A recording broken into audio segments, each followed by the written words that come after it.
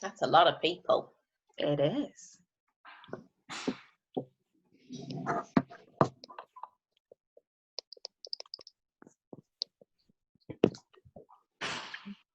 Good morning, everybody. Morning. This is where everybody's microphone starts bouncing off each other when they all try and talk.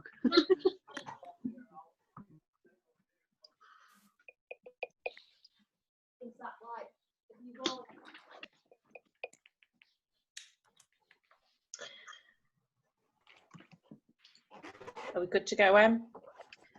Yeah, there's people still joining on, so as they come in, I'll drop them in. Fab, I'll wait one more minute then, and then we'll get cracking. No worries.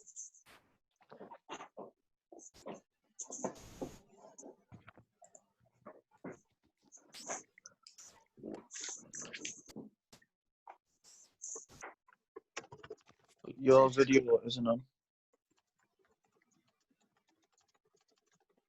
But other people are on video. Right. Okay. Hold on.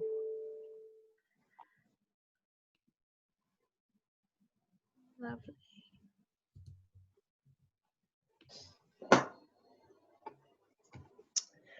Right. Good morning, everybody. I think we've got some people joining every few seconds at the moment, but we shall crack on. So, welcome to the Just Williams webinar on sales and social. I'm absolutely delighted to be joined by three amazing speakers today for our panel. So we have Mr. Paul Lancaster, who is going to be talking about LinkedIn. Oh, sorry, Twitter. Ooh, didn't start very well there, did I? We've got Mr. Simon Clayton that's going to be talking to us about LinkedIn, and we've got the fabulous Miss Jess Tucker who's going to be talking to us about Instagram. So we've done a range of different webinars over the past 7 or 8 or 9 weeks that we've now been in lockdown, and what's become really apparent is that actually we're going to have to start selling a little bit differently. We're going to have to start engaging with our customers and our prospects in a slightly different way. And social media is a great way of doing that. But actually, hasn't it changed a lot? I don't know if you've all felt that, but certainly for me, there doesn't seem to be a lot of trends forming at the moment. And it seems to be quite difficult to know what to post and when to post and how to engage. So what we thought we'd do is bring together a range of amazing specialists who are really, really key in this area and far better than I am at this type of thing. So I'm delighted to be joined by these three wonderful people, and we've got a range of questions to go through today. But what we're going to ask you guys to do is ask some questions along the way, okay? So there's a chat box that you can all use. The wonderful Emma Story is also joining me from Just Williams, and she's going to facilitate that. So if you've got any questions, feel free to ask them at any point during this webinar. We've got just under an hour left now. So the idea is we haven't got any slides, so don't panic. It's not death by PowerPoint. But we're just going to kind of keep it really informal, really fluid, and this opportunity is for you really to learn as much as possible in regards to which social media platform you should be using, what type of content you should be posting, and how often you should be posting. And these guys are the experts, so absolutely pick their brains. So I think we've got quite a few people in the chat now, so I'm gonna crack on. So we've already prepared a range of questions that we just thought were quite generic enough to capture everybody. So regardless of what type of sector or business you're in, hopefully you can take some bits from each of these. So firstly, welcome to Paul, Jess, and Simon. So it might be best with each one of you just introducing yourself a little bit and telling us a little bit more about you and what you do and why you're kind of specialising in each one of those platforms. So Paul, can I start with you? Yeah, hi everyone, thank you for inviting me to join. So I've just renamed myself on my screen there, Paul at Lord Lancaster. So that's my Twitter handle, okay? I'm known as Lord Lancaster across pretty much every social media platform.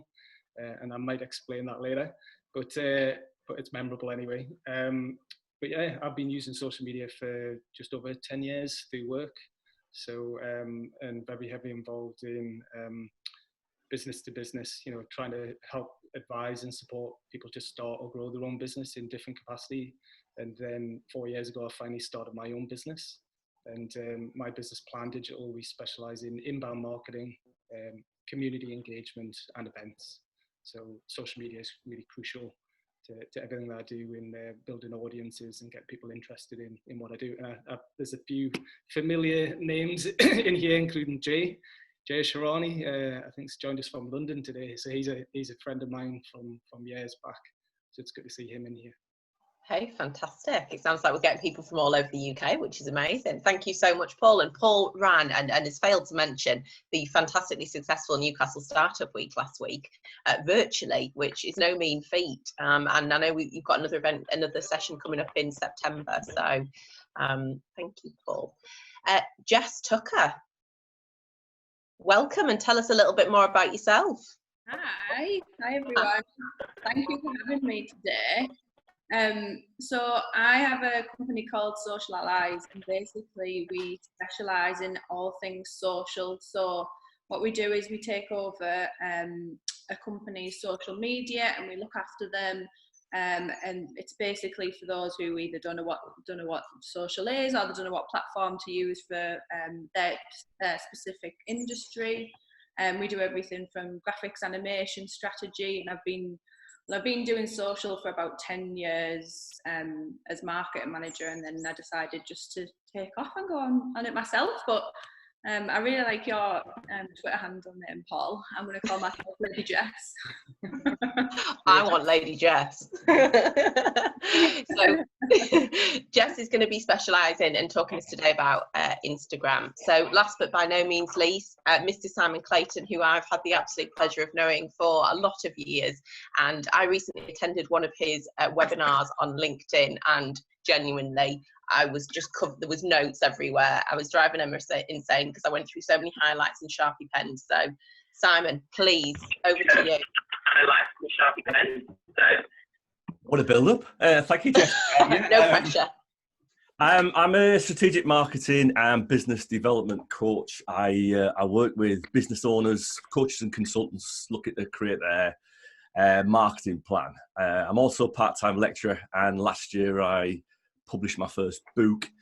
At the moment, I'm doing a lot around LinkedIn. I think, as you mentioned earlier, Jess, there's an uncertainty in terms of, I suppose, how we market ourselves at this funny time, but also what kind of content we put out there and how we can use LinkedIn to still nurture and grow leads for our business. So for me, LinkedIn is the place to be, which obviously I'll tell you more about as we go through the process today. That sounds a little bit competitive, that, Simon. Like, you know, he's going to start pitching off Twitter, Instagram and LinkedIn here. We've had a wager. Before we came on. Who could sell the platform the most? No pressure, guys. Right, okay, so I've got some great questions for you already, but as I say to everybody, please feel free to ask some questions along the way. So let's start with the basics, guys. So we've got representation here for LinkedIn, Twitter and Instagram. I appreciate there are lots of other platforms out there, but we felt that these were the three primary ones that a lot of us are using. Okay, we might add Facebook in next time for good measure, but hey. So what should we use each platform for? Okay, what is the difference between them? So Jess, I'm going to start with you in terms of Instagram. What should we be using Instagram for? So Instagram is a visual platform. So there's a difference between the Instagram feed and there's a difference between the Instagram platform. Instagram is completely visual. It's the first social media app that allowed you to edit your photos, so you can edit them at the bottom and make your life look a little bit different than it is in real life. But now they've introduced the stories, you can do a lot more with Instagram in the sense of like behind the scenes on the stories and stats, whereas the feed you keep quite streamlined, and it's, as long as it's high quality pictures, that's what you keep on the feed, and as long as everything's branded up, that's how you use Instagram. I'll go into more detail obviously, but Instagram can be used for businesses and for personal, just depending what business you have. Okay, thanks, Jeff. So moving on to Paul then, from a Twitter perspective, what should we be using Twitter for? Everything. Twitter is my thing. Like, Twitter is the thing that I've probably had the most value out of over the years, and I just love how free and fluid and open it is. You know, because what you tend to find is pretty much everyone is on Twitter. I mean, I know that is a sweeping statement. Not everyone is, but you know, it's really good at generating leads, getting people interested and aware of what you're doing. It's also good for keeping people interested who have already expressed an interest. And it's, when you talk about virality, you know, I think Twitter is the quickest and easiest way for messages to spread. And part of that is like the founders of Twitter, Jack Dorsey. It's led by his whole ethos. He's very into openness and transparency, whereas something like Facebook and Mark Zuckerberg, it's less open and it's more kind of ad based, you know, where you have to pay to get your message out there. Twitter's a lot more open. LinkedIn, generally speaking, I would say tends to be more business leaders and decision makers who are on there. And Instagram, again, it's a slightly different audience for each platform, but in terms of the biggest reach, I definitely find that Twitter is the best for me in terms of scale and reach. And I have 4 different accounts that I use for work for slightly different reasons. So wow. No one likes to show off, honestly. This is pretty impressive. And that is Fighting Talk, actually, which leads us nicely on to Simon, who's going to pitch us LinkedIn and what we should be using it for. Simon. Yeah, I saw what you did there, Paul. Got that. 3 objectives I always say about LinkedIn. First of all, to build and promote our personal brand. So we want to be the go-to expert in our industry, whatever sector we're in. Yeah, we want people to come to us, see us as that shining light. Secondly, it's also about enhancing our corporate brand image. So whether we work for ourselves or work for somebody else, it's about promoting our brand, the business we work for. And finally, it's all about identifying, nurturing, and growing those sales leads as well. It's a brilliant networking platform. I call it the B2B search engine because for me, pretty much anybody, and as Paul said, the decision makers are on there. If you go back 10, 15 years ago when you had to get in touch with a managing director, you'd have to go through, you know, you have to write to them or email them, go through a gatekeeper. Now you can do it in 30 seconds. So yeah, very powerful platform. Fantastic. So, okay, so when we look at each platform, so we've got Instagram, Jess kind of talked about very much around, it's the imagery side of thing, it's behind the scenes. Twitter apparently is the largest platform and is very interactive and very engaging, and LinkedIn is very much that kind of business platform.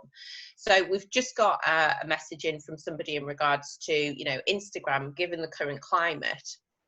And we're the same, actually. You know, you're normally taking kind of pictures of when you're out and about at networking, those types of things.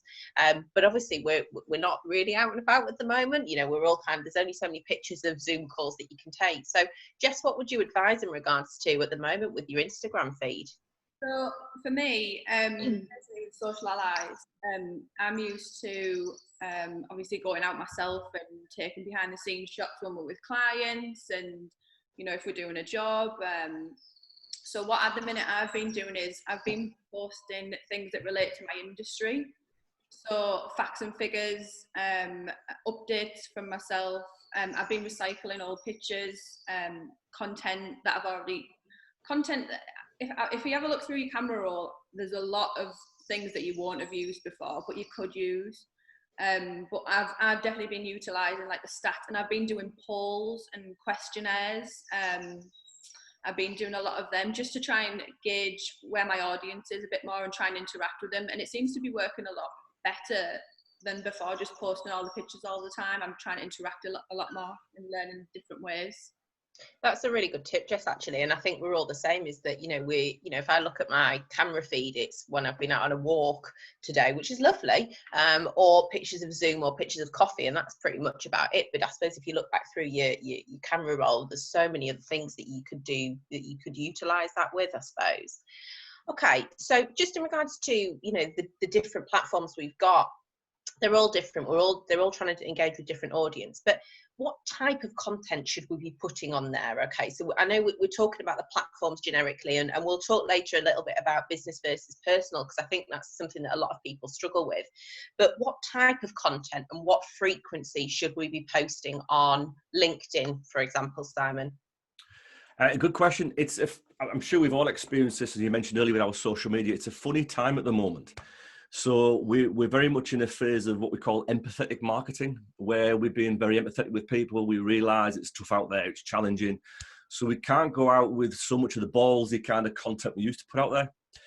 Having said all that, for me, and I say this across with all social media, it's actually finding out what your target audience want to consume. So we all consume things differently. Some people like to read blog posts and articles. Other people like to watch videos. So there's no hard and fast rule in terms of what is the best content for LinkedIn. All I would say is just, try and understand your audience. What do they want to see? Personally, for me, I found video works really well because it's, we're all time poor. It's something watching our mobiles or desktops, whatever. And as long as you're providing that value, whether it's tips or guides or whatever it is, that people will tune into that. And also they get a chance to see what you're like in person, how you sound, what you look like. So I'd say probably video, but having said that, it all just really depends on what your target audience want to consume.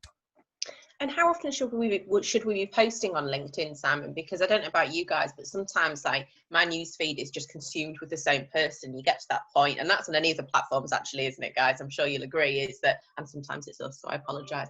But actually, sometimes you just see the same person. You just think, wow, is it too much? So, Simon, what would you say in terms of either from both our personal LinkedIn accounts, but also from our business accounts? How often is perfect, and how often is too often? Well, I'm going to shoot myself in the foot here because I'm going to say every day. However, I've not posted for the last 3 days. It's tricky to say. For me, we've got to keep showing up, especially at the moment. We've got to keep showing up. Whenever we get a downturn, we tend to find that bigger organizations take fright very quickly and they pull back on their marketing. So small businesses and as individuals, it's really important that we keep showing up. So I'm going to say every day. For me personally on LinkedIn, and that could be just once a day.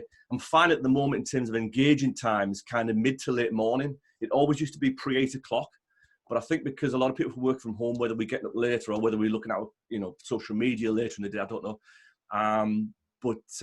Every day if we can. Okay.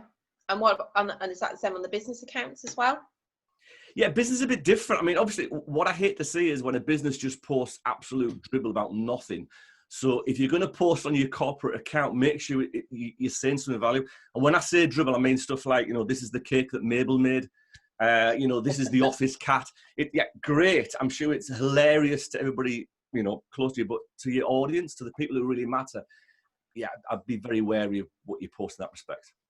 Okay, thank you, Simon. So, Paul, talk to us then about Twitter. Okay, so how often should we be engaging, and what type of content is different, for example, to Instagram and LinkedIn that you put on Twitter? Yeah, well, just echoing what Simon said there, I think post things when you've got something to say, something of value to share with other people. I think you should actually take some time to think, what do I actually want to be known for on this platform, and try and be consistent to that, right? So Twitter, I don't talk about personal stuff on there. I always talk about business startups, business scale-ups, bit of marketing, Northeastern Teesside. Basically, that's it. That's all I talk about. A bit of local history, but I'm very consistent, and I do share things of value, but I also share other people's content as well, and I do interact with other people. But on Twitter, because it is, I don't know if people still call it, but I used to call it the fire hose. There's so much going on there that one tweet isn't enough. Right? You might have to share multiple tweets about the same bit of content or the same message at different times of the day, and you'll hit different audiences. So years ago, I used to work for Sage. I used to be the social media, inbound marketing, social media specialist for Sage between 2012 and 2015. And we found that, early morning was a really good time to share something, and then maybe midday, and then again, sort of later in the afternoon, sort of tea time, and then maybe on a night time as well. And you'd hit different audiences. But the dream for us was to share something really early morning, and then it would get picked up by the bloggers or the journalists. Then it would take on a bit of a life. They would report on it, they would share it, and then throughout the day, different audiences would pick up on it. And the dream was getting on the 6 o'clock news or the 10 o'clock news or something like that. So yeah, I think unlike LinkedIn, probably once a day or twice a day, you know, chunkier content, more thought leadership, opinion pieces, commentary type stuff. Instagram again. I mean, I'm totally new when it comes to Instagram. I don't really know what I'm doing on Instagram. I'm just starting to get my head around it, because it is hard to make business stuff visual. But I seem to have gained a lot of followers because I'm posting lots of nice photos of Newcastle city centre and Gateshead. And Well, it's your daily walks, isn't it? You're kind of showcasing us Newcastle without us being there. It's wonderful. So, yeah. Can I just interrupt, because somebody's asked a really interesting question. I think might either unify or divide the panel. I know. So Tom Bramwell's asked, can I lob a question in about how people manage the internal stakeholders? I often find I'm very caught between what my colleagues think we should be doing and what I know works on different platforms for our audience. Any tips for managing internal expectations of social? Yes. Oh, who's going to go for that one? It's a tricky one. I'm going to again talk about my time when I was at Sage, right? Because so I was the inbound marketing social media specialist for a particular team, right? But there was someone above me who was in overall charge of the marketing activity for the company, and so there was kind of a hierarchy there, and that even though certain things I knew were working really, really well for us and our team and our product, other areas of the company didn't like the frequency that we were posting stuff. So there was a challenge there, a bit of a tension between our team and the kind of corporate accounts. But at the end of the day, you gotta have a policy. Somebody has to be in charge. Somebody has to decide what's right and wrong, how often you should be sharing stuff, and back it up with data. You know, that's the importance of measuring the impact. If someone's got an opinion, it doesn't really matter what their opinion is. If you can prove that a certain type of content works better than others, and it goes back to what your objectives were. The objectives for my team, it was a cloud-based product. So the more traffic we got onto our website, the more people signed up for a free trial, and the more free trials, the more people converted into a sale. So for us, it was really, really important to get traffic onto the website, whereas other teams, it was less important for them. So we could justify it and say, it doesn't really matter what you think, it works for us. And at a strategic level for the company, it's really important that we pursue this. So But I think it's really challenging, isn't it, when you've got multiple stakeholders, external and internal, and I think even in small businesses there can be discrepancies in terms of what people think they should post and what they don't. And small businesses everybody has access to all social media platforms, which can often result in a bit of a confused kind of approach because it's not consistent across the board. And I think brand guidelines absolutely have a big part to play in that, to outline some very, very, as Paul says, some very, very kind of clear, this is really what we should be posting, and this is, there's some kind of non-negotiables there. Jess, have you got anything to add to that? Yeah, I completely agree with you, Paul. I mean, I've had this in the past, and I think what the main thing is, you have to know your target audience, and you have to know what your target audience wants and the product that you're selling or service that you're selling. And you have a strategy and you work around that strategy, and basically it's about trusting people who are doing the social as well. So your audience best, and I think if everyone works together, and like you said, if you have stats to back it up, then that's the main thing. But there's also a thing of too many cooks, on social can get too much, but you all have to be on the same page. But yeah, I've had that in the past, and it just takes confidence, and it just takes trusting each other as well. Yeah. Simon? Yeah, I echo the thoughts of Jess and Paul. I think it's really important, first of all, to have some kind of policy in place so people know what they can and can't post, I suppose. But it's also, internally, it's about sharing ideas as well. For larger organisations, can you get together a small kind of content team or social media team who represent different parts of the company who can meet together, whether it's once a week or once a fortnight, whatever, and talk about ideas, social media. social media works well when it's pre-planned, when it's proactive rather than reactive. So if you can look at what you're about to put out there and how it's going to map out, especially with the corporate stuff, it works so much better than just sporadically putting what you can as and when. So I'm going to throw a bit of a curveball question in now, guys. So apologies because you haven't had this question in advance. But I suppose it leads nicely on from what Simon just said there. I think when we've been doing some research for some of our clients, it's very obvious which organisations have clearly scheduled in months and months in advance their social media through whatever platform they may use. And it's coming across as I'm sure you'll agree, is not particularly relevant, and also a little bit, as Simon said, it's just coming across as just, you know, very generic.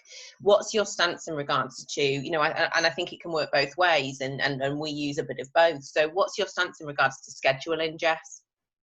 So we schedule some posts, but if we always check out, so the schedule and the strategy and everything is checked on a daily basis.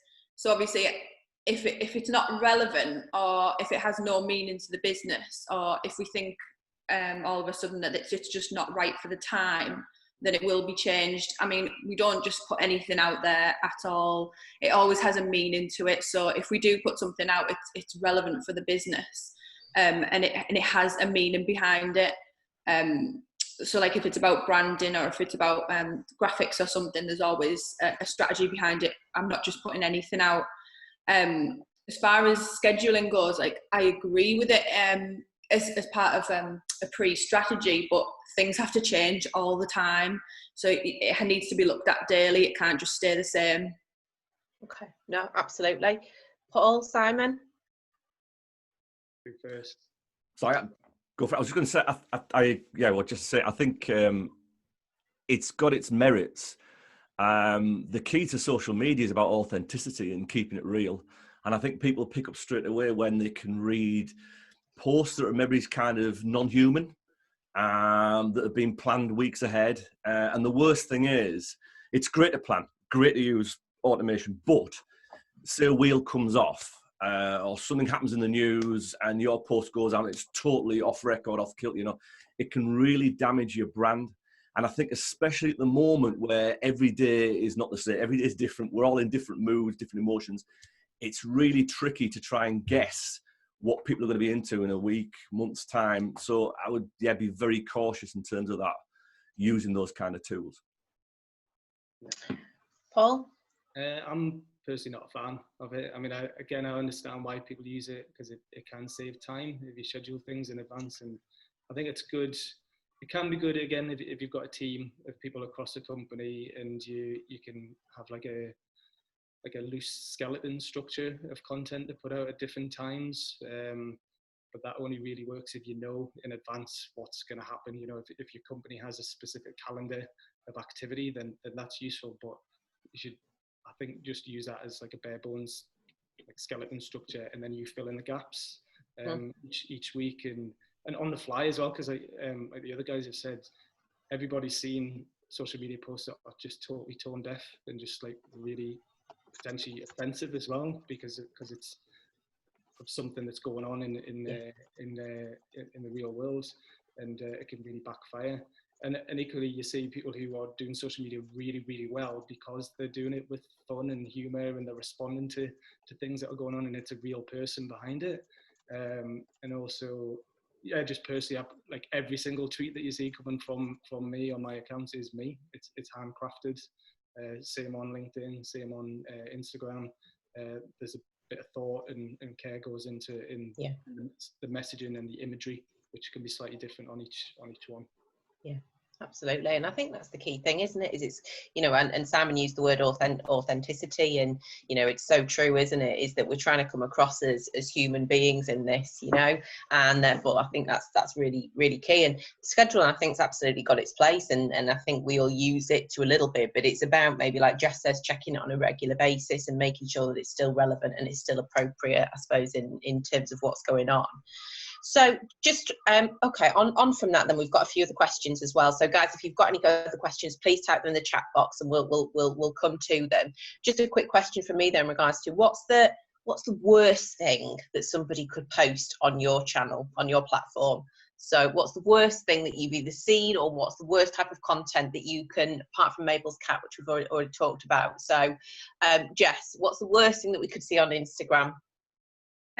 Well, every channel, every platform is different. So some things that can go on Instagram obviously can't go on LinkedIn, or vice versa. Sometimes I've seen people posting, you know, like things that should just be up on the website, like a graphic or something. Mm-hmm. And it just doesn't look good, and it doesn't get much interaction. Like Instagram especially is for high quality pictures and more human pictures. It's like Facebook ads as well, especially low quality graphics. So if people are putting things on the feed and they don't look high quality, people will just straight away scroll past. You have like a 1.5 second catch time to catch the attention of people. Wow, that's not a lot of time, is it? No, not at all. Well, we're also like this, you know, everyone's just scrolling. You're fighting for people's attention, and it takes a lot nowadays for people to click like and to click comment. So unless you're posting good content, you won't get them likes, and you won't get them that engagement. But yeah, it's completely different. So you can use like the low quality more on the Insta story if it's relevant for yourself, rather than the feed. It's just completely different. And you can use your feed for your high quality images. Fabulous. Thanks, Jess. Simon, what should we not be posting on LinkedIn? And I've seen that somebody's already put it on the chat, and I don't know about you guys, but I mean, Simon and I have contradictory views on this, because I went onto LinkedIn the other day, and it was just full of like cats and dogs, and it was just bizarre. It was like, I wasn't sure whether I was on LinkedIn or whatever. But Simon, what should we be posting on, what should we not be posting on LinkedIn? Okay, I'll use an analogy here. I use this a lot, right? Imagine you go to a networking event. You go in the room, you look around the room, you see people you know, and all of a sudden from nowhere comes this person who invades your personal space. They stick a business card in your face, and then they spend the next hour telling you how wonderful their business is, how wonderful their team are, how wonderful their products are. They tell you about the car they drive, how wonderful their kids are. And you're sitting there thinking, oh my goodness, I haven't had a chance to even introduce myself yet. That's what I hate on social media. Businesses who just go out there and just talk about themselves. And there's so much that goes on, especially on LinkedIn, but businesses who just go overboard, just selling themselves. You know, for goodness sake, if, you know, it's social media, if, you know, it's all about, you know, getting that engagement, sharing your ideas, adding value, all that kind of thing for me, you know, and that's what it's there for. So anything where people are overtly, constantly just pushing themselves is what I dislike on LinkedIn. I love that analogy, Simon, and I think that's one thing that I'm not necessarily missing from lockdown, I have to say, is that that's somebody that comes and, you know, we all know that person that just has no spatial awareness. Hopefully 2 meters distancing will help that a little bit when we go back to some form of networking. But yeah, it's shove that business card in your face and you're kind of going, what? Okay, Paul, it ain't social media if you ain't being social. Like it. I like it. I like it. It's our catchphrase. Paul, what about Twitter then? What's the kind of worst thing that somebody could post on Twitter, and what should we not be doing on Twitter? Again, it depends what you want to be known for. Because True. There's definitely, I was going to say quite a recent thing, but I don't think it's a recent thing. It's probably maybe more than 5 years ago.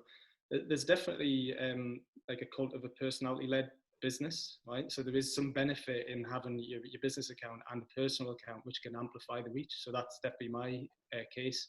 I have a lot more followers. I've probably got more than twice as many followers for my personal account than I have my business one, or Startup Week, or other things. So each one kind of amplify the other. But some people are deliberately controversial just to get engagement, right? But just because people are liking your tweets or retweeting them doesn't necessarily mean that's good for business. You know, some people are doing it just because it's entertainment and they're enjoying watching the fight kick off. So I think generally I would try to avoid anything that could come back and bite you. And I've seen people getting in massive arguments on Twitter.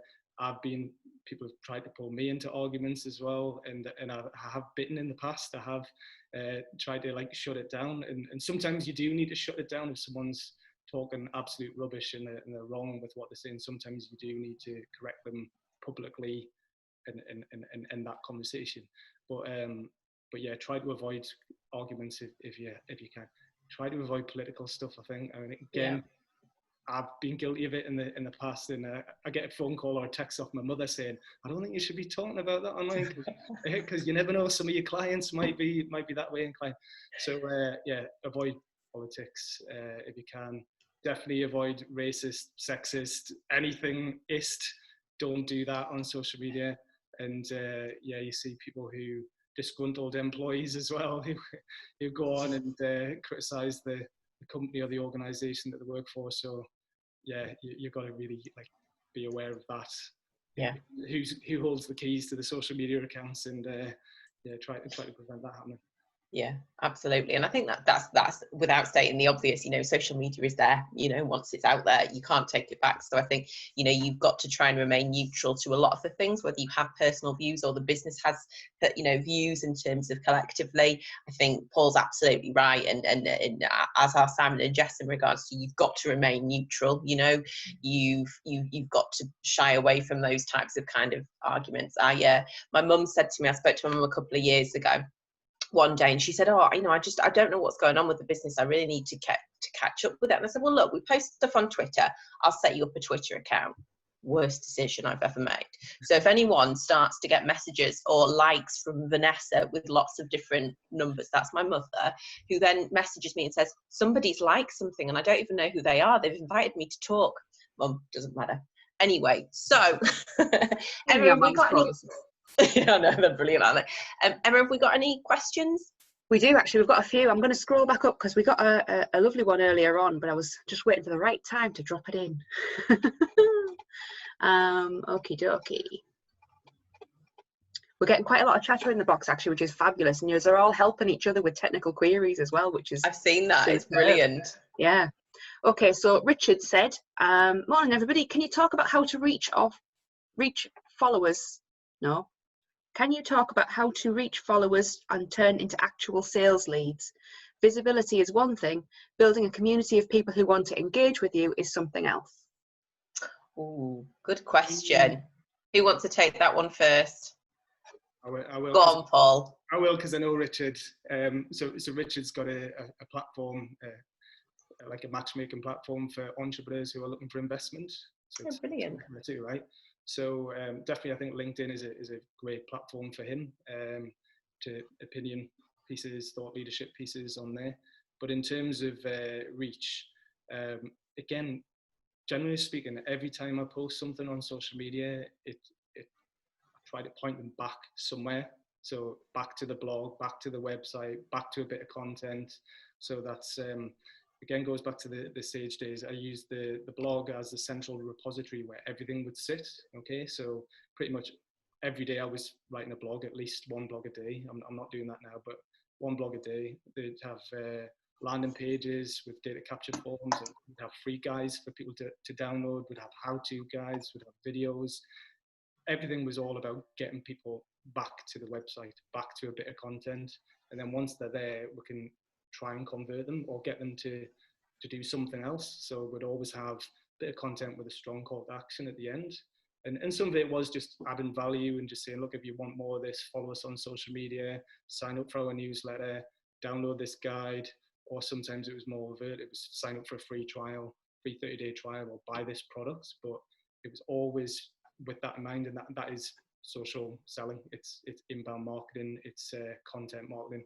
Top of the funnel, pre-funnel. That's my specialty, is raising awareness, getting people interested, getting people engaged, but ideally getting them onto a website to do something next. So that's what I would be doing if I was Richard. And you can do clever things, like you can do guest blogs, get other people to contribute and tag them into your social media posts, or just or quote people, include them in that, and then chances are, if it's a good thing that you've put together, they'll share it through their following. So it's again amplifying your reach.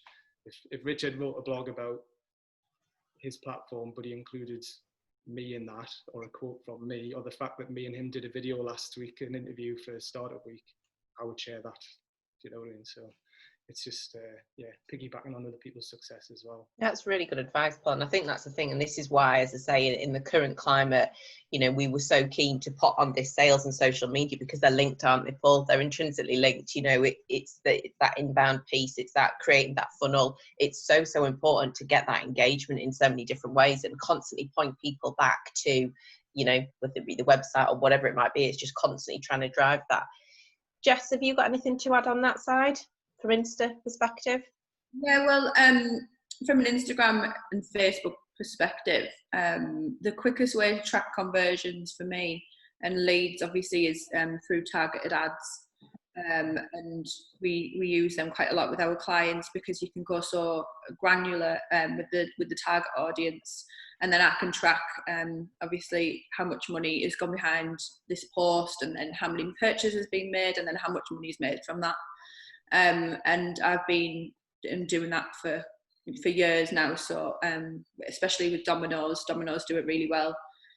We're putting money behind posts, and obviously the more money you put behind the post, the bigger reach and engagement you get when it comes to Facebook and Instagram, because obviously on Instagram you can swipe up now, and the audience is on Instagram as well as Facebook, so you can do the ads on both.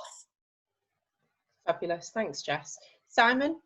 Yeah, I think it's part of having an engagement strategy. I think social media is also very much about listening and watching what other people are commenting and what they're saying, and commenting on other people's posts, and watching who comes back and likes your stuff and comments on your stuff, and building that relationship slowly. As you know from my LinkedIn trend, I do a 7-stage engagement process. And similar to what Paul was saying about growing your funnel, but actually not just, you know, linking with people and posting stuff like that. It's watching who actually engages with your content. Do you engage with their content? And that's how you grow that relationship. And as I always say, once people feel happy and they like what you're about, what you do, they will buy from you regardless. You don't have to sell to those kind of people, because they will come to you, you know, the respect for what you are, what you know, and they'll just buy from you. Would that be the same then, Simon? Because we had a comment earlier on from a lady called Charlene about charitable communications and getting stakeholders involved that way. So does it matter if it's a commercial or a third sector, or is it basically the same strategy for both? No, I think it's identifying those people, I mean, we call them influencers, but I work on a kind of a circle of influence when we look at social media. So at the very base, we have our brand ambassadors. These are the people who know us, who like us, who will share our content and say nice things about us. The next level that we have our role models. These are the people we look up to, the people that we might aspire to, that could even be competitors. And at the very top, we have our influencers. And it's kind of trying to get a mix of all within our social media community, if you like, as we grow. But I mean, regardless of what industry you're in, it is just about listening, engaging, providing valuable content. You know, and seeing it as part of a process rather than just a one-hit wonder. And if it doesn't work, we'll move on to something else.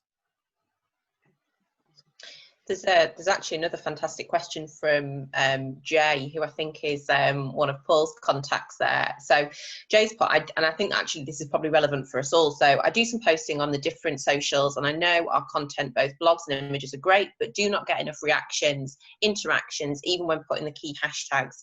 It's probably not because the content is, it's probably not because the content is not great, but probably because it's not been seen or probably hasn't appeared on their feeds. Any advice on what I could be missing and what we could experiment with differently? So I think that's a great question, actually, isn't it? Because I think, you know, some of us have probably started thinking, well, actually, we're posting loads of great stuff on, but we're just not getting that interaction. So, Paul, can I start with you in regards to that? What advice would you give to Jay and the rest of us? Yeah, probably follows on from what I said before. So if you don't have a large following yourself already, how can you piggyback on other people's audience? So that's where you maybe would invite people with a larger following to do a guest blog, or to sometimes you don't even need to ask them. You know, you can do like listicles, you know, where it's like 8 great sources of funding and finance, or, you know, you can list things and you can include other organizations or businesses or people in your blogs, in your content, and then make sure that you tag them in your content. And again, chances are they will share it. You know, they will share it with their audience. So that's the thing. If you haven't got a big following at the minute, it is difficult to cut through the noise. But again, it goes back to just one post probably isn't enough either. You know, and yeah, it does take time. You know, I have got an above average number of followers, but it's taken me probably 10 years to get there. Do you know what I mean? Of being consistent, like all day, every day, sharing the same sort of content and building up an audience and engagement that way. So yeah, that's kind of my advice, I think. I mean, hashtags. Instagram, it's all about hashtags, isn't it, Jess? Yeah. I do. Jess, how many hashtags is too many hashtags? Well, there can be too many hashtags, but what you have to pick the relevant ones, and you have to see what people are searching. So we put them in the comment below, so we don't put them in the actual copy. We put them in a comment below, and I've been taught that for years. But I completely agree with you, Paul. I would say, so what we did when we first started Social Allies, I know it's a bit sad, we went around the building and I had Social Allies cakes, and what I did was I just went to all the different businesses in the buildings and was like, oh, can you just take a picture of holding these cakes? And then from then on, I just tagged people, and then our name was out there. And then all of a sudden I started to get followers. But so tagging people is really good. Hashtags, and then also commenting on people's from the business account. So use your business account to comment and like, and then people start to recognise your name. There's a business who I didn't have a clue who they were, and they started commenting on our stuff, and then all of a sudden I know who they were, and they really like support us now, and we support them. And it's just from commenting, saying something nice. Yeah, I know Brian from Hartlepool College. Hello, Brian. He's agreeing straight away there, saying tagging is key for SM content. So it's all coming together lovely, isn't it? We had a question. Sorry to jump in, but I'm conscious of the time. But we've got loads of questions to get through here. Chloe asked a little earlier on, Simon, what are your thoughts on connecting with people on LinkedIn? I'm really fussy with who I accept. If their profile doesn't say they're based in the Northeast, I don't accept a request because I don't want my posts going out to a wasted audience. Am I being too fussy? No, great question. I have a general rule for this. I say connect with everybody and anybody, and that sounds crazy, I know. However, if they follow up within the space of an hour with a sales message, and there's no engagement whatsoever, we then unfollow from those people because they don't want a relationship, they just want to flog stuff to us. So I see everybody on social media as a prospect. If someone wants to connect with you, they may have salesperson in their title, but ultimately they might just want to look at your content, they might want to learn something from you, they might want to get in touch and work with you. But it all just depends on how they control that relationship, I suppose. And, I'm going to say an hour. It's actually, let's say a day instead. If they come back within 24 hours, with a real strong sales message, just drop them straight away. Is my take. Yeah, I have to say I'm with you on that, Simon. And I don't know about you guys, but obviously because I suppose from a sales perspective, we are limited in regards to engaging with people because of the current climate. I'm finding I'm getting more and more just direct messages on various social media platforms, and owning a sales company, I find that quite insulting. But anyway, what about, that seems to happen for me a lot more on LinkedIn than it does on Instagram or Twitter. Guys, have you got anything to add from that perspective in regards to? For myself, Instagram, it doesn't really happen. Yes. Spammy messages. I completely agree with Simon when he said about the spammy message. You can totally tell if someone's being sincere. Obviously, in a sales message, if you were doing it through LinkedIn, you've got to interact with the person and know that person and know the company. I mean, I've had messages saying, hi, Jeff. And I'm like, no, it's Jess. Me too. Jess. So, like straight away, I know that it's just a copy and pasted message, and you don't want that. If you're going to do something salesy, obviously you wait as well. Don't just do it straight away. But you're human, and you interact and you talk about what the business has been doing, or like something that person's just done if they've won an award, or if the business has just done like had an event, you compliment, and then all of a sudden you've got this bit of a rapport. But I agree. If people message with just a copy and pasted message, I unfollow and unfriend. Yeah. Can I just chip in there? There's also what I call LAF, which is LinkedIn automation fail. And that's where someone links with you and you say, I'm not interested, thank you. And they usually follow up within 6 hours later by saying, great, I'm really pleased you're interested. And you can see it's just an automation process. So they're not even reading the messages, what you're saying, they just literally follow it up. And that's called LAF. I like your style. I'm just conscious of time. There's a great message from Leah here in regards to when reaching out to potential customers over a message on LinkedIn, what style do you find most effective? And there's another one in regards to, is it a good idea to comment on other people's is it a good idea to comment on other people or companies' posts from your business account or your personal account, which I think is actually a really, really great message. So let's start with that one first. How do we, and it's one of the questions I've got, how do we differentiate, guys? Because a lot of us have got personal accounts and some of us are in charge of business accounts. How do we differentiate that, and how do we step between the two? Go on, Paul.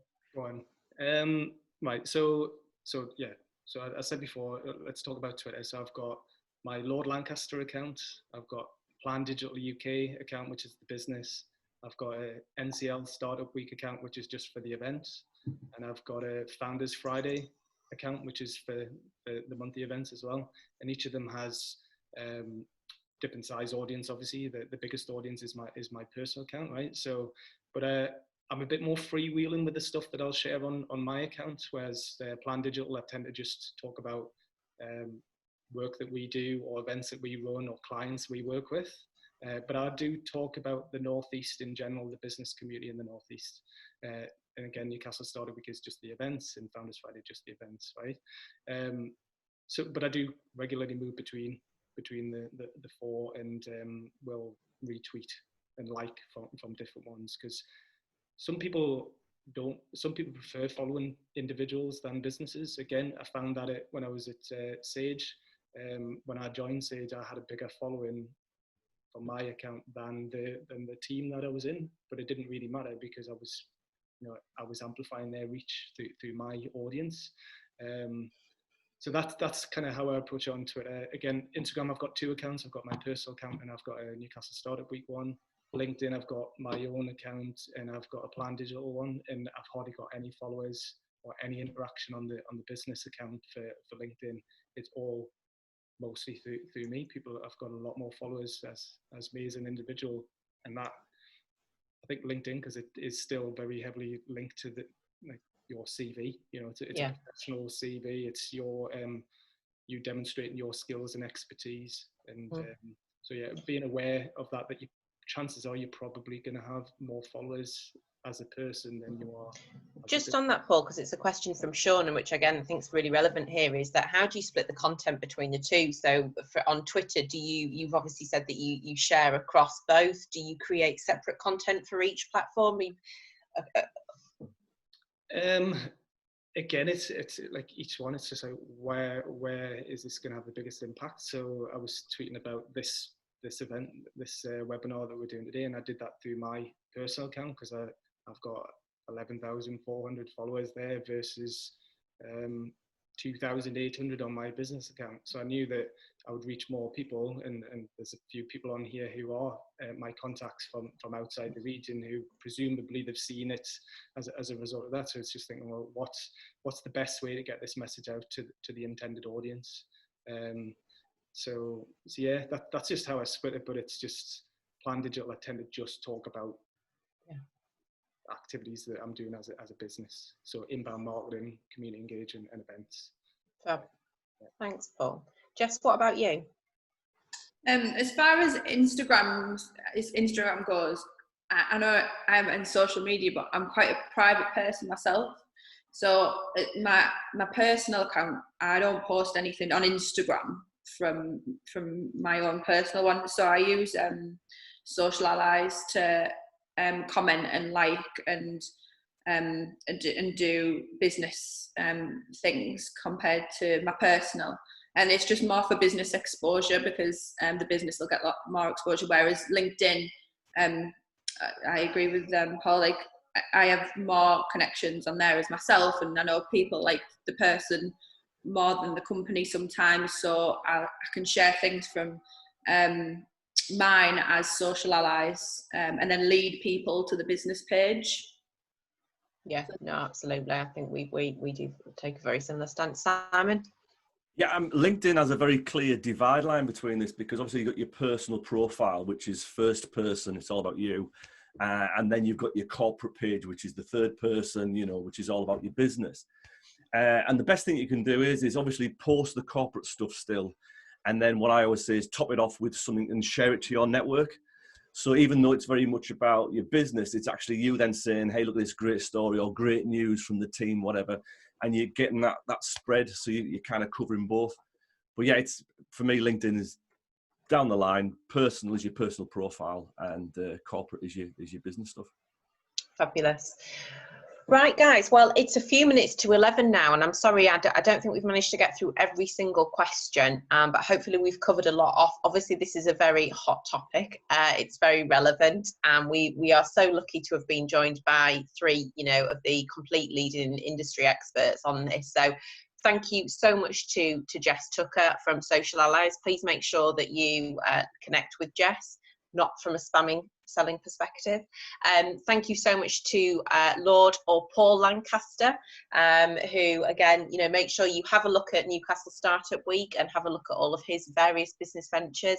And thank you so much to Simon Clayton, who was, you know, as I say, he runs a range of LinkedIn webinars, which I've been on, and are absolutely fantastic. So, you know, guys, it's a really challenging time at the moment, and sales versus social media is clearly a very hot topic. And I know we've gone through quite a lot of questions. We haven't stopped today.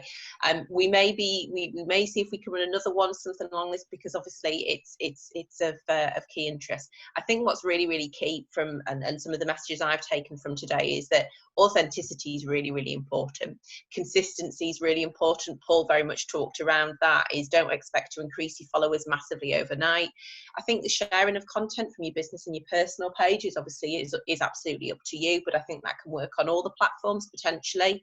And I think, you know, overall, it's about making sure that it's not coming across as generic, kind of that spamming kind of content. Make it personal, make it engaging, make it different.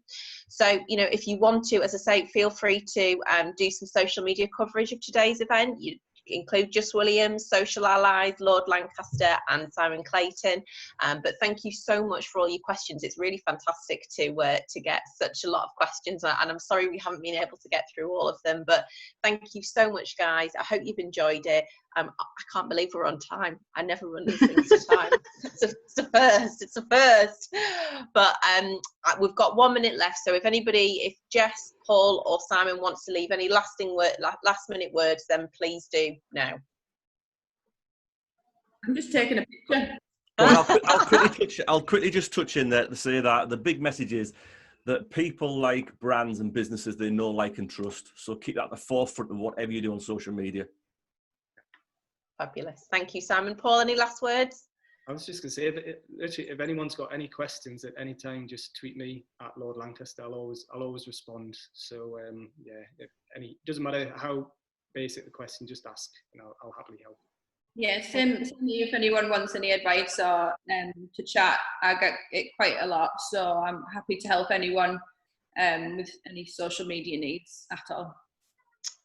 Thank you so much to all of our panelists, much appreciated, and I hope you've all enjoyed the session today. Thank you so much for all your questions, and we look forward to seeing you all soon. Thank you. Take care, everyone. All the best. Bye.